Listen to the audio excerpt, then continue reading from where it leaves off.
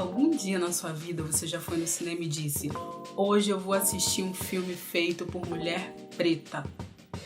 Você sabe por que é tão difícil encontrar filmes de cineastas pretas no cinema do shopping? Não? Então esse vídeo com certeza é pra você.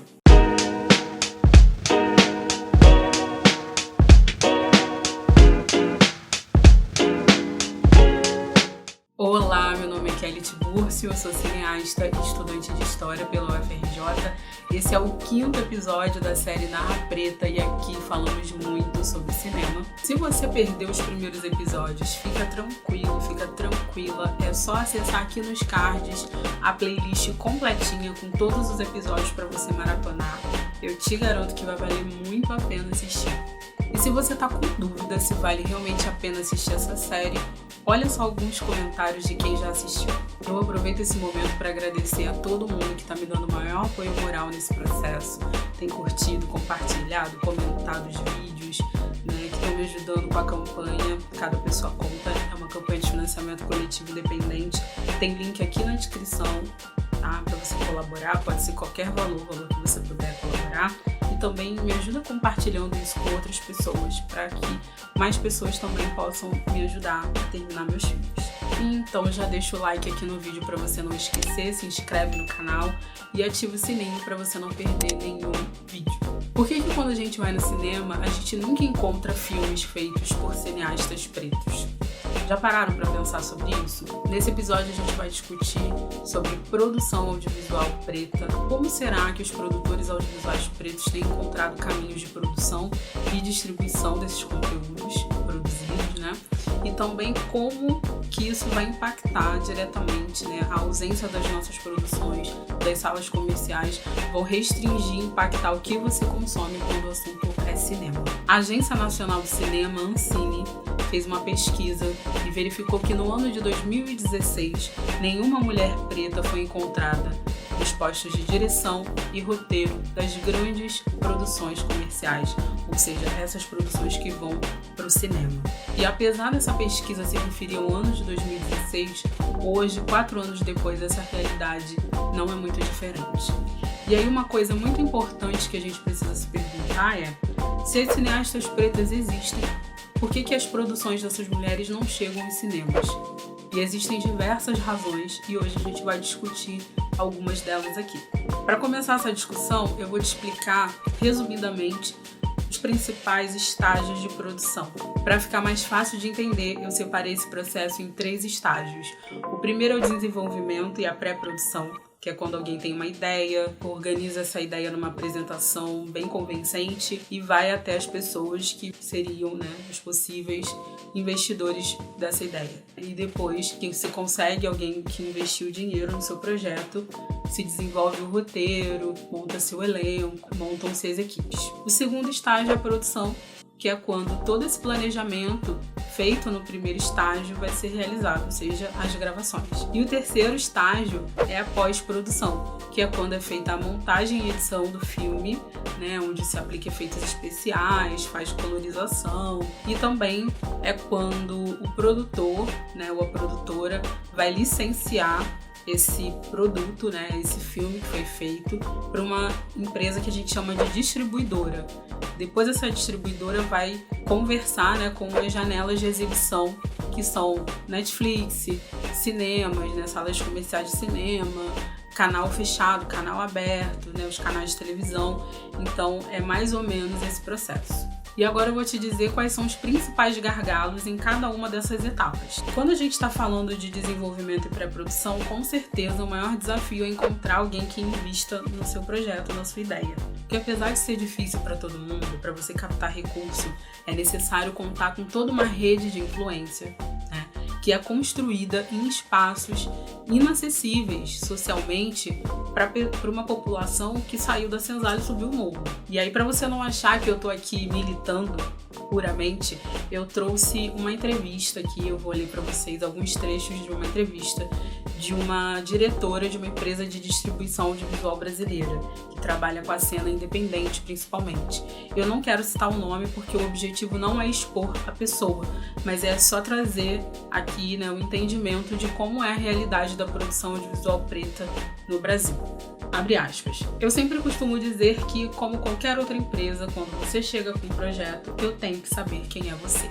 Esse é o primeiro ponto. Depois ela fala que é muito importante que você já tenha feito alguma coisa, que você já tenha um currículo de curtas-metragens, né? Porque, segundo ela, o curta-metragem vai te projetar em festivais, você vai conhecer pessoas, né? Então, quando se trata, por exemplo, do seu primeiro longa-metragem, segundo ela, os curtas vão ser o seu portfólio, né? E então, para ela é isso. Primeiro, ela tem que saber quem você é, ela tem que te conhecer e você tem que ter um currículo para apresentar. Você tem que já ter feito alguma coisa. Não adianta você chegar lá com muito conhecimento e falar, olha aqui, o meu roteiro tá muito bem feito. Ler, ela não vai ler. E não é só isso, tá? Eu vou ler aqui. Olha só o que ela diz. Então, assim, a gente vai ler um roteiro se a gente te conheceu, gostou dos seus curtas, gostou do teu produtor. O roteiro já é um passo mais adiante. Entenderam? Só pra ela ler o seu roteiro, ela precisa te conhecer, gostar do que você já fez e gostar do seu produtor. E aí, mais adiante, na entrevista, ela fala o seguinte: até porque no cinema é tudo uma relação muito pessoal, rede de influência. Depois ela fala, se você foi indicado, se você tá com a produtora tal, eu não posso nem falar que eu não vou ler, caso o seu roteiro, porque vou ficar numa situação muito chata com a produtora se eu não ler, né? E uma produtora que já fez filmes provavelmente me conhece e eu não vou conseguir falar não. Então, por que eu quis trazer essa entrevista? Eu quis trazer essa entrevista pra gente entender mais ou menos como funciona esse jogo aí, né? Porque, vejam bem, embora ter uma ideia ainda seja uma coisa gratuita, fazer com que alguém financie sua ideia exige essa rede de relacionamento, certo? E para você, por exemplo, falar com uma pessoa como ela, né, com alguém que está numa empresa de distribuição, exige que você já tenha produzido alguma coisa, entendeu? Mas aí, e uma outra dificuldade que a gente tem, né, dentro da produção audiovisual do cinema preto, é que o mercado, ele não compra as nossas narrativas. Por que ele não compra? Porque nós temos um cinema que ele é assumidamente político, né? Diferente das produções audiovisuais brancas, que se você acompanhou a série até aqui, você sabe que é uma produção extremamente política, extremamente baseada em várias ideologias, né, que corrobora aí com vários estereótipos, com várias questões que são colocadas, né? A gente até falou aí, por exemplo, do Aladdin, né, que foi financiado pelo Departamento de Guerra. Então, assim, é uma produção extremamente política, né, mas que taxa a nossa produção de política porque eles não assumem, a gente assume, né? Então, tem essa primeira questão. Não é um cinema de arte, é um cinema político, um cinema panfletário, que é chamado. E a segunda questão é que eles alegam que a gente não tem mercado para consumir as nossas produções. E toda vez que eu escuto isso, eu fico pensando assim, qual é o case?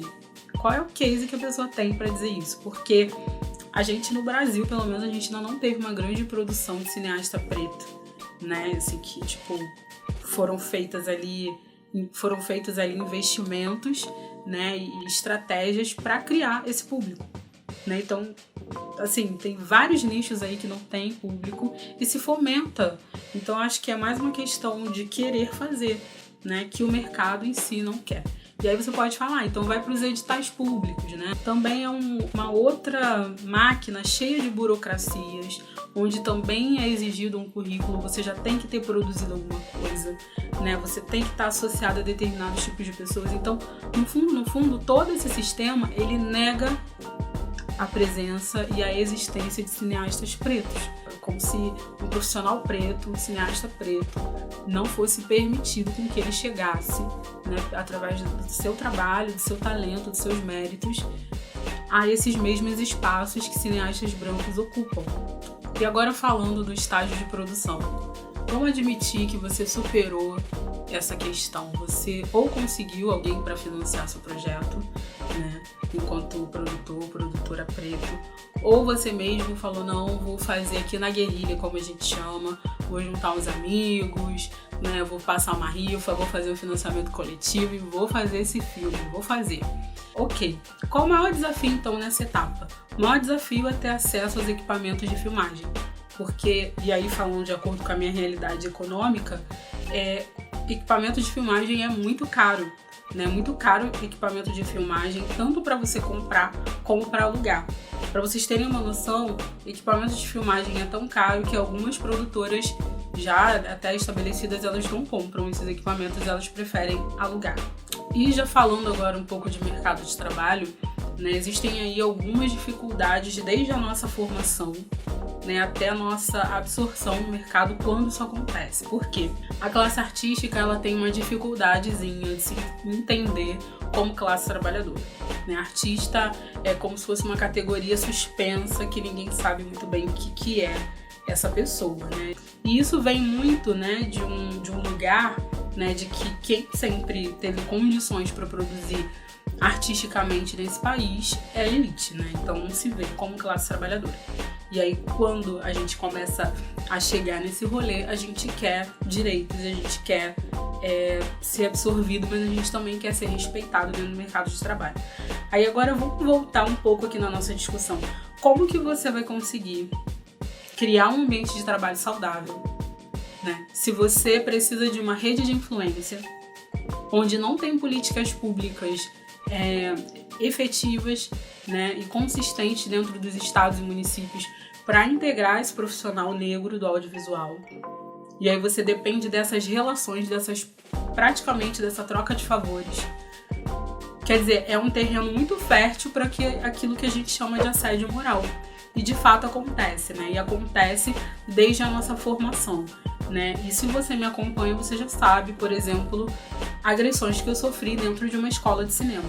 Quer dizer, não tô nem absorvida dentro do mercado, isso já ainda na minha formação, e eu já tenho aí no meu currículozinho uma injúria racial aí já na minha experiência, sabe? No meu currículo, que eu vou enviar lá pra essa distribuidora, eu vou dizer aqui, ó, sobrevivi a isso. Então todas essas condições criam um terreno muito fértil pro assédio moral, né? E também para que várias expressões aí do racismo se manifestem. Foi o caso que acabou acontecendo comigo na Escola de Cinema Darcy Ribeiro, motivo pelo qual eu tô aqui agora fazendo essa série, inclusive. Só isso. Então, toda essa estrutura, que esse ciclo que a gente já comentou, né, de que você só pode produzir se você já tiver produzido, se você não tiver produzido e não conhecer as pessoas que só conhecem se já produziu.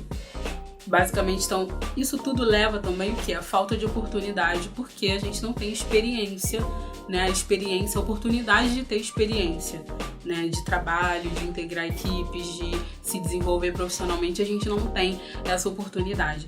E aí leva a falas, por exemplo, como da Antônia Pellegrino. Ela é, na verdade, a mulher que criou, uma mulher branca, né? Criou lá a série da Marielle Franco, e numa fala bastante infeliz que ela deu aí numa entrevista, tá? Na internet aí, vocês podem acessar. Ela diz que no Brasil não tem um cineasta preto à altura do desafio de fazer uma série como a que ela queria fazer, né? Com repercussão no mercado internacional. Só quem podia fazer isso, segundo ela, no mercado brasileiro, eram os profissionais que ela encontrou, que são homens brancos. E ela, segundo ela, que no Brasil não tem o Spike Lee, não tem uma Ava, né? Então, assim, para ela, as profissionais negras, os profissionais negros que tem aqui não são suficientes, não tem capacidade suficiente de assumir esse desafio. E aí, de fato, se a gente olhar a estrutura, né, que eu acabei de delinear aí para vocês, óbvio que é muito difícil encontrar um cineasta, né, uma cineasta preta que dê conta, né, desse desafio, não por falta de capacidade técnica, nada disso. É porque essa estrutura é feita justamente para que profissionais pretos não entrem. Entende, gente? Mais ou menos isso que eu tô querendo dizer. Trazendo um outro lado também para essa discussão, né? Que aí já tô falando um pouco também da minha vivência e da minha percepção a partir desse lugar meu específico. O que eu percebo também é que toda essa estrutura, né, que eu acabei de falar aqui para vocês, né, ela acaba gerando no mercado interno uma pressão muito grande, né? Uma competitividade, uma concorrência entre os profissionais muito grande. E aí quando a gente fala de cinema preto, e talvez não de cinema preto, mas dos profissionais pretos tentando sobreviver nesse mercado, né, acaba gerando uma competição muito grande entre os próprios profissionais pretos, né? Então gera um clima, gera uma situação de pouca colaboração, né? tem bastante experiências, né, de colaboração, né, de união, mas também tem outros exemplos muito ruins. Por exemplo, eu sou uma mulher preta que gravei um filme sobre Marielle Franco, né? E assim, já espalhei por aí essa notícia e eu mesma não recebi nenhum apoio de nenhuma entidade preta do audiovisual, de ninguém veio bater na minha porta e falar: Kelly, e aí, precisa de ajuda, vamos fazer. E não é que eu não tenha pedido, né? Assim, para deixar isso bem evidente. Então, já pedi apoio para instituições dentro desse nicho, né, do movimento preto. As pessoas sabem do meu projeto, mas não ajudam, não colaboram por isso, por toda essa estrutura que é cada um por si. Claro que existem experiências, boas experiências, né? Eu mesma sou grata a muitas pessoas que me ajudaram no meu caminho, porque esse processo de pré-produção e produção não é fácil, como vocês já viram, né? Mas ainda assim eu pude perceber como é pesado, né, esse processo. E o que eu tô fazendo hoje para continuar, assim, para não desistir da carreira? Criando meus próprios processos, né? Inventando moda, criando o meu caminho de forma mais autônoma, né? Porque eu percebi que dentro desses espaços, inclusive de espaços auto-organizados, existe assim um clima que não favorece assim ao bom ambiente de trabalho e a troca e a coletividade, né? E ainda assim eu acho que esses espaços são muito importantes, mas para mim a tolerância a essas relações tóxicas eu tô fora, porque eu não quero ficar minha carreira toda, minha vida toda lutando com a branquitude. Eu quero produzir, assim, sabe? E eu sei também de uma coisa, que boa parte do meu público não acessa as salas de cinema. Não é só porque não tem cineasta preto lá, não é só porque ele não se enxerga nas produções que tem lá. É porque é caro acessar uma sala de cinema. Para uma pessoa que ganha a mesma coisa que eu ganho, é difícil ir para o cinema. Eu tenho essa demanda pessoal de me realizar enquanto faço o que eu faço, né? E muitas vezes ter que lidar com esse ambiente, com esses ambientes, na verdade, né, que ainda não está preparado para o profissional preto, né, e que acaba gerando entre nós, né, muitas relações tóxicas, muita competitividade. Isso não me faz muito bem, eu não consigo criar muito bem nesse tipo de ambiente. Então, por isso que eu tô seguindo esse caminho mais autônomo, tô, cada vez mais criando meus próprios processos, tô cada vez mais seguindo a minha intuição e fazendo dessa forma como eu tô fazendo. E foi em todo esse contexto que eu decidi criar essa campanha que vocês já sabem, que eu falo dela toda hora, para vocês doarem para mim, que é o Cada Pessoa Conta, né? Para eu fugir, escapar um pouco, ter uma folguinha, né? Escapar um pouco dessa máquina de torturar produtores pretos do audiovisual, né? E ter, assim, me realizar profissionalmente, não só profissionalmente, como enquanto ser humano, né? Me realizar no que eu faço, né? Naquilo que eu quero deixar para as pessoas, na mensagem que eu quero passar com o meu cinema, né? Que não é só com esse objetivo de chegar na sala de cinema, isso é muito importante, né? Mas eu acho que existe todo um processo antes disso, que é a gente se comunicar e a gente mostrar a importância do nosso cinema para os nossos também, não só para a branquitude, mas mostrar para os nossos, né? Então eu respeito muito meus colegas que estão lá lutando, né, com a galera, com o mercado e não sei o que, porque isso também me beneficia. E eu tô aqui também junto com eles, mas lutando num outro nicho, numa outra área, de uma outra forma, né, colocando esse tijolinho aí, tentando mostrar para as pessoas a importância do audiovisual, né, para a formação intelectual da gente, para a nossa educação. Então é muito importante que a gente tenha imagens construídas pensando também na população preta, e a gente não tem isso hoje. Então chegamos finalmente ao estágio de pós-produção. Depois de a gente já ter passado pelo desafio, né, pela dificuldade de não ter investimento financeiro no nosso projeto, depois da gente ter resolvido todos os problemas possíveis para a gravação, né, arranjado locação, elenco, equipe, equipamento para gravar, a gente já passou por todas essas dificuldades sem grana, e agora a gente tem o desafio de ter que montar esse projeto, de ter que editar esse filme, que é justamente o estágio que eu tô agora, nos meus projetos audiovisuais, né? E aí, de novo, ou você se associa a pessoas que têm acesso à ilha de edição, né? Ilha de edição é uma coisa muito cara, e aí ou você se sujeita a diversas situações, né, diversos tipos de relações que muitas vezes são tóxicas, ou você não monta o filme, né? Ou você arruma e inventa moda de fazer uma campanha de financiamento coletivo, como eu tô fazendo, e vai seguir o teu caminho de forma autônoma. Uma vez eu li uma frase, que eu lembrei aqui agora, que fala que se o caminho estiver muito difícil, você tá indo pelo caminho certo. E pra mim é interessante isso, como tem sido muito mais difícil, né? Convencer as pessoas, né, que a colaborarem com a minha campanha de financiamento coletivo, né, do que de repente me associar com essas mesmas pessoas para montar os meus filmes. Mas não é só isso que é difícil na pós-produção, como vocês já perceberam aí na entrevista que eu li no início, é difícil também estabelecer essas relações de forma saudável, né, essa rede de contatos, né, de uma forma saudável. Não é tão fácil quanto isso parece. Dificilmente as pessoas falam disso abertamente, né, porque falar disso abertamente é fechar várias portas de emprego. Tanto que, quando eu me posicionei contra a Darcy Ribeiro, na escola de cinema, onde tem diversas pessoas que podem te abrir portas aí dentro do mercado, muitas pessoas se afastaram, né, do meu projeto, porque não queriam ter problema com uma instituição, né, que amanhã possa vir aí, de repente, precisar para produzir alguma coisa, né. É um caminho muito difícil, sabe? Buscar autonomia. Cada vez mais nós, cineastas pretos, vamos ter que pensar em soluções pra gente criar os nossos próprios espaços, né? E aí não só para exibição, mas também de produção, né? E repensar mesmo, assim, o que você tá fazendo dentro do audiovisual. Porque senão você vai passar uma vida inteira sem produzir, né? E aí puxando o saco de uma galera que, assim, gente, não vai abrir mão dos seus privilégios. Fato. E aí eu acho que para todos esses estágios, né, da realização do audiovisual, faltam políticas públicas, falta vontade de integrar as pessoas, né? Por isso que eu respeito muito, né, vários profissionais pretos que têm se organizado em coletivos, se organizado para poder lutar, para estarem nesses espaços, né, onde se toma essas decisões, né? Porque a nossa elite brasileira, ela tem uma cara de pau tão grande, né?